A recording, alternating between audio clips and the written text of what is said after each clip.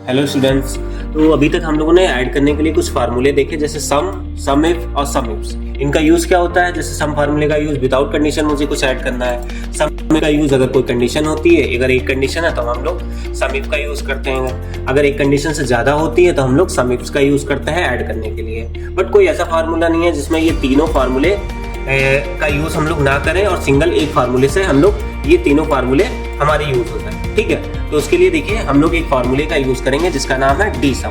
अब ये कैसे यूज होगा वो हम लोग यहाँ पे देखते हैं। जैसे यहाँ पे हमें सेल्स क्वांटिटी निकालनी है, टोटल सेल्स क्वांटिटी कितनी है, ठीक है। और उसके बाद हमें मंथ वाइज निकालना है, जैसे मुझे जनवरी मंथ की निकालनी है सेल्स क्वांटिटी टोटल कितनी है, या अप्रैल महीने में टोटल सेल्स क्वांटिटी कितनी से है, या फिर मुझे ये निकालना है प्रोडक्ट वाइज साइड की क्वांटिटी कितनी है, या कंट्री में यूएसए से कितनी है। तो यहाँ पे देखिए हम लोग डी सम फार्मूले का यूज करेंगे। कैसे करते हैं? इज इक्वल टू डी सम, ठीक है, लगाया मैंने फार्मूला। उसके बाद डेटाबेस पूछ रहा है, डेटाबेस में हमारी पूरी टेबल यानी हमारा पूरा डेटा, ठीक है।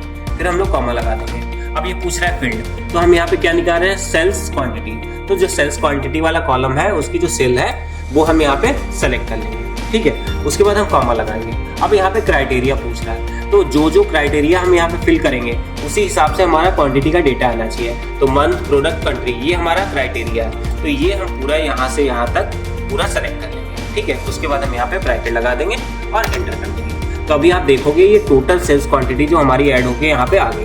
अब हम यहाँ पे क्या करेंगे? जो भी मंथ डालेंगे मंथ के हिसाब से डेटा यहाँ पे आ जाएगा। यहाँ पे मैंने जनवरी कॉपी किया और यहाँ पे मैंने पेस्ट कर दिया। तो यहाँ पे देखो सिर्फ जनवरी मंथ का टोटल सेल्स क्वांटिटी आ गई। अब जनवरी में मुझे क्या किया?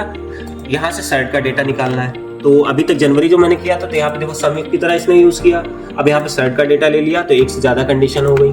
तो यहाँ पे देखो क्या हुआ, जनवरी का साइड का डेटा यहाँ पे आ गया। तो देखो सम इफ्स की तरह इसने यूज किया, क्योंकि यहाँ पे हमारे पास दो कंडीशन जनवरी और साइड। यहाँ पे मुझे सिर्फ और सिर्फ मान लीजिए इंडिया से निकालना है, मैंने इंडिया को सिलेक्ट किया, तीसरी कंडीशन मैंने दे दी। तो यहाँ पे देखो तीसरी कंडीशन, अब यहाँ पे कोई जनवरी का साइड का इंडिया से कोई टोटल क्वांटिटी नहीं थी तो इसने नहीं दिया। अब इंडिया की जगह अगर हम यूएसए करेंगे तो देखो क्या होता है,